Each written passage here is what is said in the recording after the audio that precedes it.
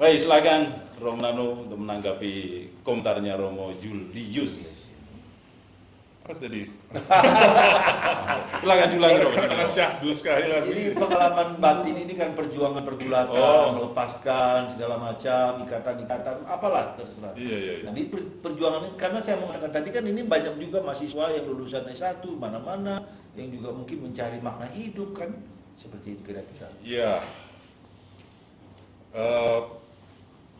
Kalau pertanyaannya itu Romo, kalau boleh, jadi setelah saya kemudian menjalani, saya refleksikan dengan bantuan pembimbing dan lain-lain, saya kok melihatnya bahwa memang Tuhan ini punya rencana dalam hidup saya. Meskipun seperti saya bilang tadi itu bertahap gitu. Dia menanam tapi sembunyi-sembunyi gitu istilahnya. Saya sendiri tidak sadar bahwa dia menanam. Tapi setelah saya lihat itu ada seperti pola, ya meskipun mungkin orang lain melihatnya beda. Tapi saya melihat ada pola. Misalnya Romo ya, soal pacar tadi salah satunya. Oke. Ya. Dalam perjalanan saya gini-gini saya lumayan laku Romo. Oh ya, Pak. Pasti ada 2, 3, 4 lah gitu. Betul sekali. Ya. Tidak hanya gini-gini ya. Jadi, nah, saya tuh ingat gini. Yang pertama ada berapa ya? 2, 3, 4 kan? Iya, pokoknya awal yang saya ingat tuh ada teman saya yang baik itu agamanya Islam. Ya, saya pacaran dengan cewek teman saya Islam. Lalu yang berikutnya ini Kristen. Ya. Selesai dari situ Katolik. Nah, yang terakhir saya jadi pacarnya Bunda Maria. Gitu. Saya lihatnya gitu Romo. Jadi kayak pelan-pelan Tuhan tuh narik saya lebih dekat. Yes. Juga misalnya jalur gereja gitu ya. Kalau Bruder Diki tadi saya katakan ini tipikal anak laki-laki Katolik yang baik. Sejak kecil aktif di gereja, jadi misdinar dan lain-lain. Saya enggak Romo. Saya nggak pernah jadi misdinar. Ya, baru ketika kuliah di UI itu saya terlibat dengan hidup gereja lah. Ya, jadi apa namanya kalau di kampus-kampus kan ada KMK lah apa namanya ya. Kalau di kami dulu Kuksa begitu. Nah, baru di kuliah itulah saya terlibat secara aktif dalam kehidupan menggereja. Itu pun konteksnya kegiatan mahasiswa. Nah, tapi sebelumnya saya ingat juga waktu SMA, saya nggak terlibat aktif kemana-mana, tapi saya udah mulai senang puasa. Kalau Prapaskah tuh saya pasti puasa. Jalan salib saya pasti ikut gitu ya. Saya pikir nggak banyak juga ya anak SMA kayak gitu. Pasti yang aneh-aneh kayak saya lah. Yang umum-umum enggak. Apalagi saya sekolah di Gonzaga yang teman-teman saya semua luar biasa. Ya, rambutnya segini-segini, lalu celananya sobek-sobek begitu-begitu ya. Tapi semuanya baik-baik. Gitu. Nah, jadi seperti ada jalur atau pola yang sebenarnya dibuat Tuhan dan secara nggak sadar saya jalani. Sedikit dia tarik saya lebih dekat. Jadi meskipun memang tentu tidak mudah, tapi saya merasa selalu ada kekuatan gitu. Jadi kayak ya itu dibantu, selalu dikuatkan, dikasih jalan gitu. Meskipun pada waktu itu saya nggak segitu sadarnya Romo. Satu yang paling besar pergumulan saya adalah ketika memutuskan Romo. Yes. Kalau boleh saya cerita sebelum ditanya. Ya, paling berat itu waktu harus memutuskan. Kan tadi ya, awalnya saya cuma punya satu jalan. Terus gara-gara saya berdoa jadi dua, kan jadi bercabang. Nah, saya kan seolah-olah berdiri di sini ya. Ya. Dan saya takut setengah mati Romo. Pasti. Karena saya pikir waktu itu Tuhan itu punya jalan buat kita tuh, jalan hidup kita cuma satu.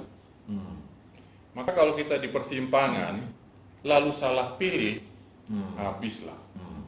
Kalau Tuhan sediakan A, kita pilih B, habis. Atau sebaliknya, Tuhan sediakan B, kita pilih A, habis. Maka saya takut memutuskan. Gitu. Saya nggak keberatan, manapun saya nggak keberatan. Tapi saya takut salah. Oke. Ya, tapi ya akhirnya meskipun saya udah lupa sekarang prosesnya, yang saya ingat saya ditampar gitu. Sehingga akhirnya ya tersadar dan otomatis terjawab juga gitu. Jadi setelah beberapa bulan, sekitar 10 bulan saya ragu, ini apa sih? Apa saya sungguh-sungguh dipanggil gitu? Apa saya harus meninggalkan semuanya itu? Lalu akhirnya ada satu pengalaman yang saya bilang saya tertampar tadi, dan akhirnya saya bilang, oke, saya percaya Tuhan panggil saya dan saya mau jawab ya, begitu. Oke. Ya, jadi kan ini suatu proses yang panjang, jatuh bangun, Iya. sermon gitu kan, sampai melihat, dan saya kira Romo cukup reflektif melihat pengalaman seperti itu kan, meskipun kemudian refleksinya kan kemudian, tapi Ya. sudah sampai ke situ kan, Ya. keputusan. Nah, oke. Mungkin Bruder Diki, Kira-kira bagaimana Berapa pacarnya? pergulatannya lah ya, berapa pacarnya, pergulatannya meninggalkan Dan yang ditinggalkan. dulu entah macam-macam loh yang ditinggalkan, mungkin ya pacar-pacarnya, mungkin pekerjaan-pekerjaannya, mungkin apalagi lah sebelum masuk biara. Memang waktu memutuskan untuk ambil ini jalan yang saya pilih itu memang awalnya memang berat sekali, apalagi saya jujur sudah banyak pekerjaan yang saya kerjakan, sudah kebiasaan megang uang banyak, jadi untuk meninggalkan itu semua memang terasa berat, jujur aja gitu. Tetapi ada sesuatu yang membuat saya lebih lebih tenang, lebih damai. Jadi gini, ceritanya gini, setiap saya bekerja itu justru malah tidak bisa lebih tenang dibandingkan kalau saya berbuat sesuatu untuk pelayanan.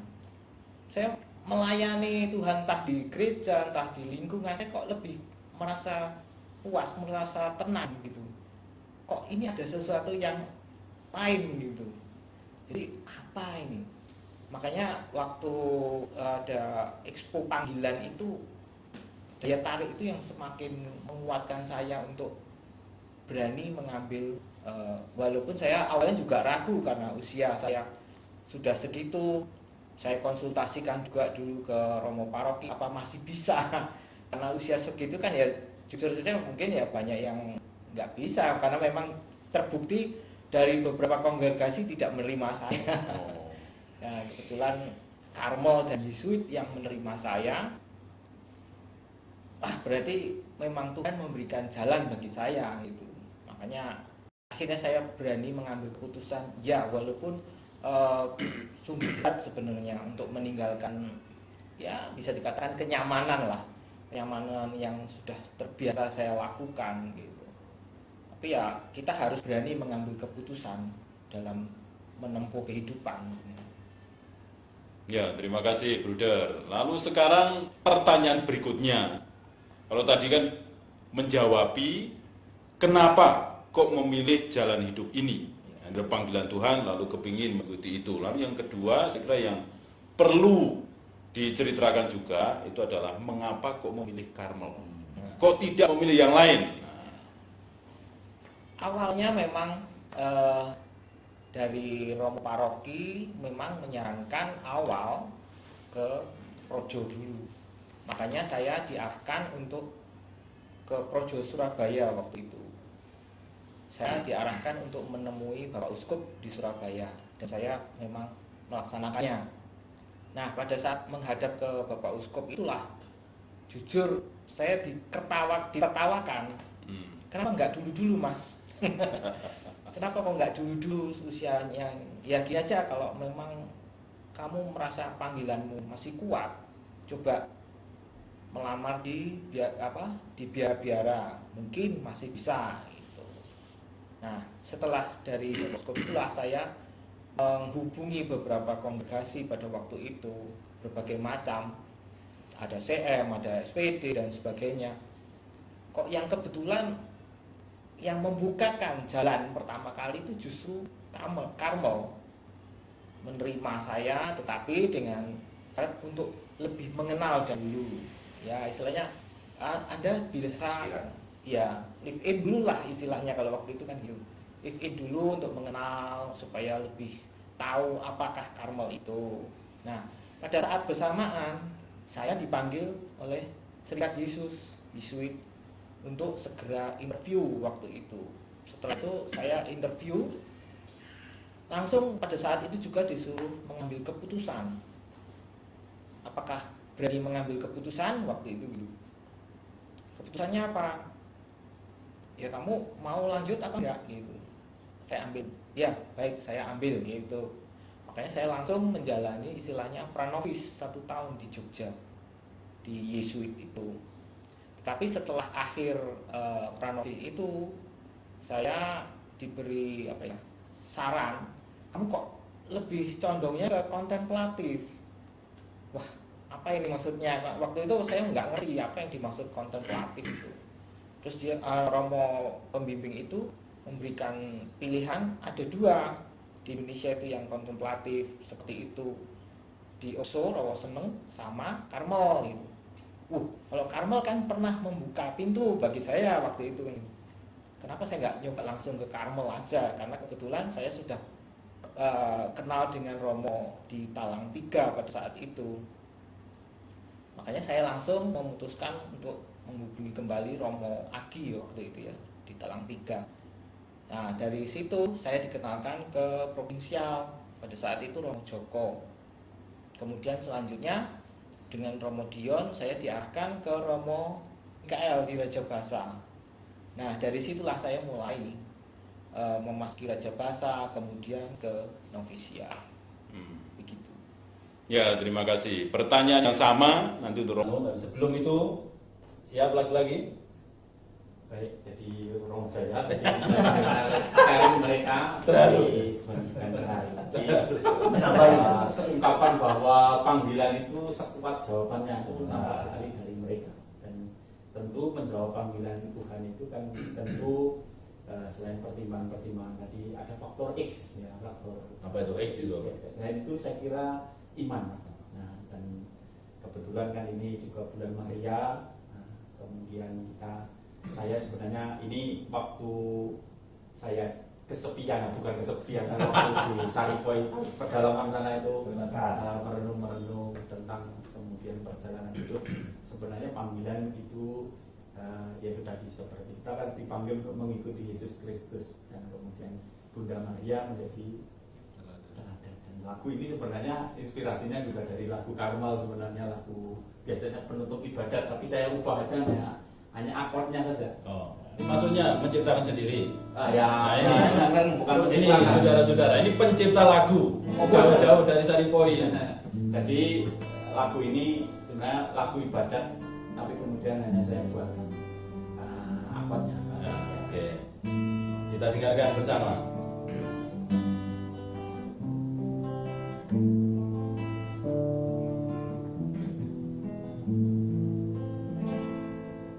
Kusuma Karmel, anggur yang berbunga, cahaya surga, rawan berputera. Bunda Allah, lembut tanpa noda, sudilah Bunda, lindungi putranda. Los Carmeli, Los Carmeli, Los Carmeli, Los Carmeli, Los Carmeli, Los Carmeli, Los Carmeli, Los Carmeli. Jadi lagu ini sederhana, tapi kadang-kadang saya doanya pakai ya nyanyi-nyanyi sendiri karena tidak bersama dengan yang lain. Tapi tadi terinspirasi juga ya bahwa jawabannya itu yang kuat ya, dengan kalau menurut mereka, karena mereka kan sudah bekerja, kemudian juga sudah bukan berusaha, sudah matang, sudah tidak muda lagi, tapi kemudian ternyata masih Berani dipanggil, berani mengambil keputusan. Ini menurut saya juga luar biasa, dan kemudian keberanian. Itu Itu aja. Mantap. Ya. Apa nanti mau sharing juga pengalaman di Saripoi? Ya. Saripoi itu Kalimantan.